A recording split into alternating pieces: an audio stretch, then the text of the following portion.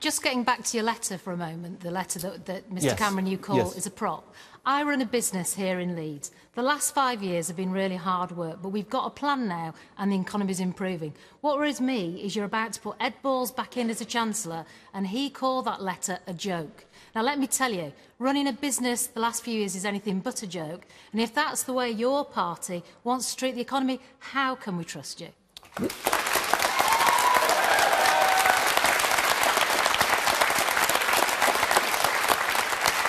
May I ask what your business does? I run a marketing business. I employ 76 people here in this city. Well, let me tell you very specifically what I think we need to do for businesses like yours. And this does go to the big choice at this election. There'll be some people who tell you that the way we succeed as a country is as long as a few people at the top do well and large corporations, that's what powers the economy. Look, I've got a different view, and that's your choice for the next 5 years. I think it's when working people, when every person in our country succeeds, that Britain succeeds. Now, for your business, we'd make a different choice from Mr Cameron. He wants to cut taxes further for the largest businesses. I would cut your business rates if I was Prime Minister.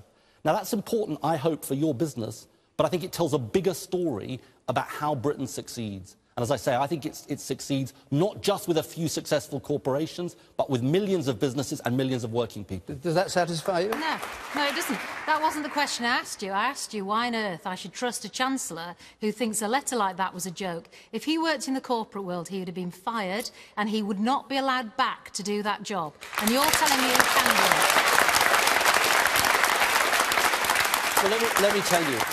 I can tell you, Ed Balls takes incredibly seriously the need to get the deficit down. That was why it was at the front page of our manifesto. That's why he, as Shadow Chancellor, is going into this election, telling all of our colleagues in lots of these departments that spending is going to fall. You'll have to make your decision, but we are absolutely deadly serious about getting the deficit down and balancing the books. But I also think, Mr Miliband, you talk about big businesses. I was today with the biggest private employer in the UK, which is Tesco. They've had a pretty tough time, but they've talked about behaving their way out of the problems they've made. And I think that's something that the politicians have got to think about too. All right, we need strong big business in this country. We do, and one thing... Can I just come in on that, David? Yes, yes. But one thing I think business needs, and again, this is a difference of view, I think we need to stay within the European Union.